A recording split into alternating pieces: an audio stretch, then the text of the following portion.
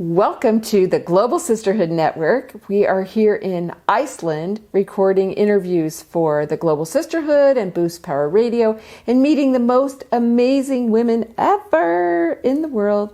Welcome and introduce yourself to your new Global Sisters. Hello, Global Sisters. We're very glad to have your sisters here with us in Akureyri today. My name is Embla Eir Oddsdottir. I am from Iceland, born and bred.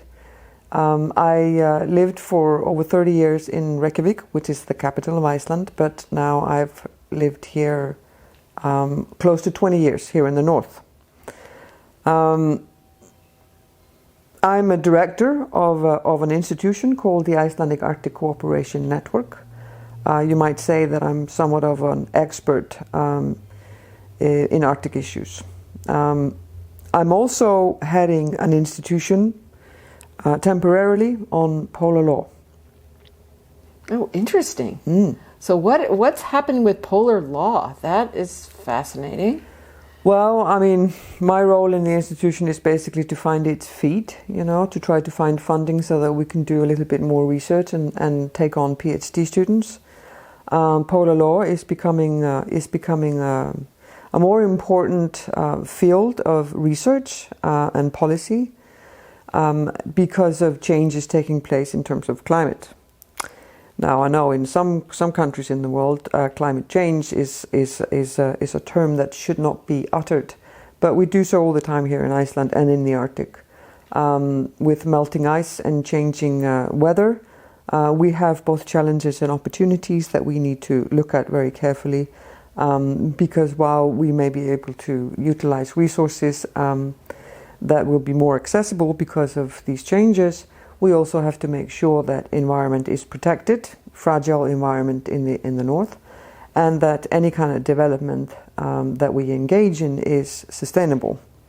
Now, resource exploitation and sustainable development and environmental protection are not necessarily always terms that go hand in hand. So one of the things that needs to be addressed is rules and regulations that have to do with that. Wow. Increased shipping being only one of them. Wow. That's fascinating. So what brought you to running these large organizations and taking on these big global issues? Was there something along your path that really sent you in this direction? Absolutely. Well, first of all, I'm going to just a slight minor correction. These are small organizations.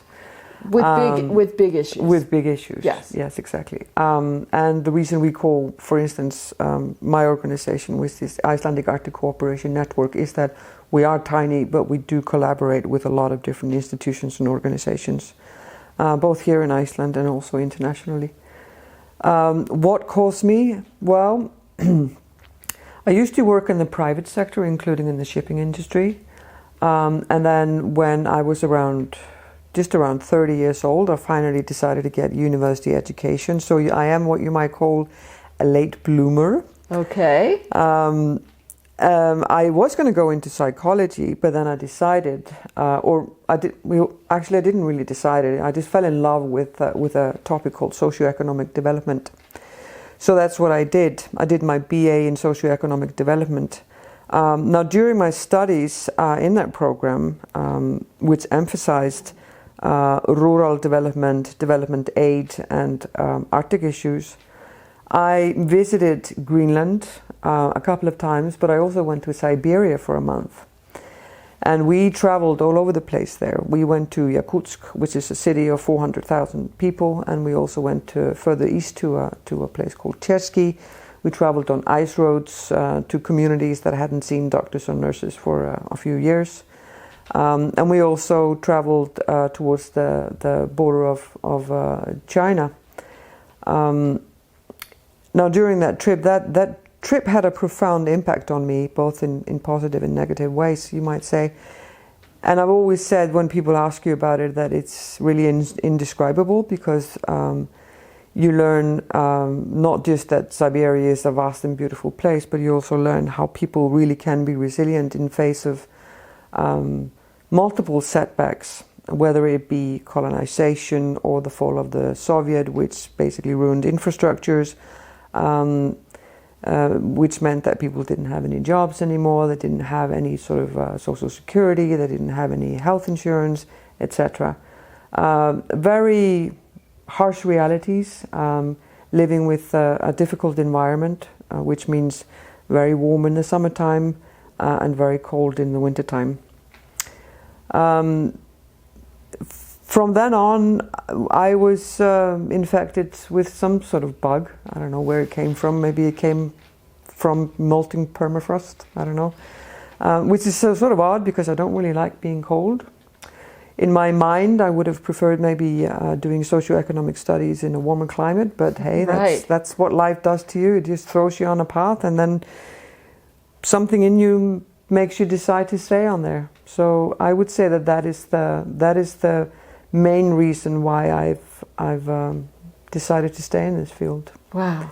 I then also did studies in Canada, interdisciplinary studies at UNBC in Prince George, including Native studies. So that gave me an even better insight into certain realities of communities in the Arctic. I also did a master's degree in London School of Economics in Law, Anthropology and Societies, and then a diploma level in Polar Law. So somehow it happens that I've dedicated my life to this.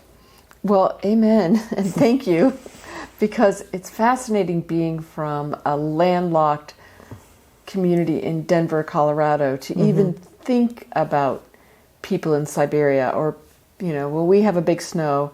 It's probably not your big snow, and it definitely doesn't last. And the lighting situation with the hours of light now and the lack of light is fascinating. So thank you for that work in the world. What would you say would be some advice you would give to women who want to take maybe a non-traditional path and do something exceptional? Do you have some advice for women? Well, I mean, it may sound like a cliche, but I think maintaining a belief in yourself and that you can do things even when you feel that you can't. Through these different sectors that I've worked in, I've worked with a lot of really phenomenal women and men, just to be fair.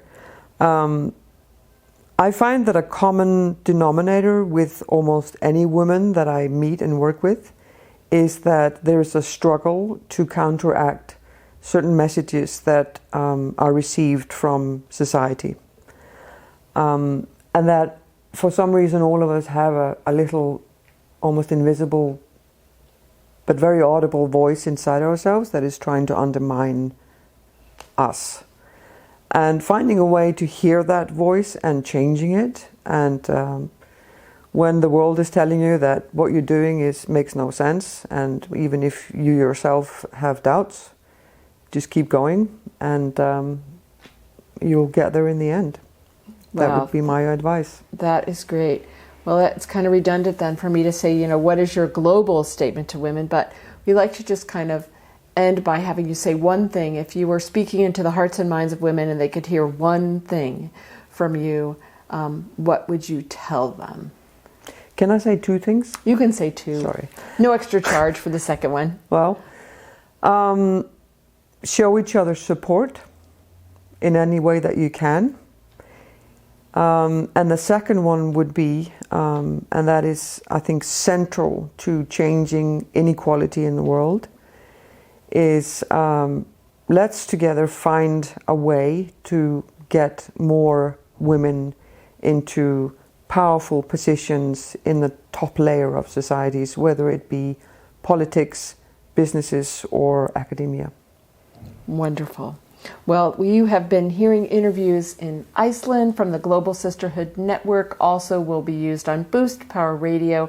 We just appreciate you sharing your story, and we appreciate the good work that you're doing in these regions of the world that have different climates, that have different issues, and especially with this whole polar law that someone like you is dedicated to helping get the policies and procedures in place to protect this world and to be sure it's here for this next generation. So thank you for your good work. Thank you for playing with us today. And please come visit us down in the United States, where we would love to welcome you to come and enjoy the sisterhood. I absolutely will do. And thank you.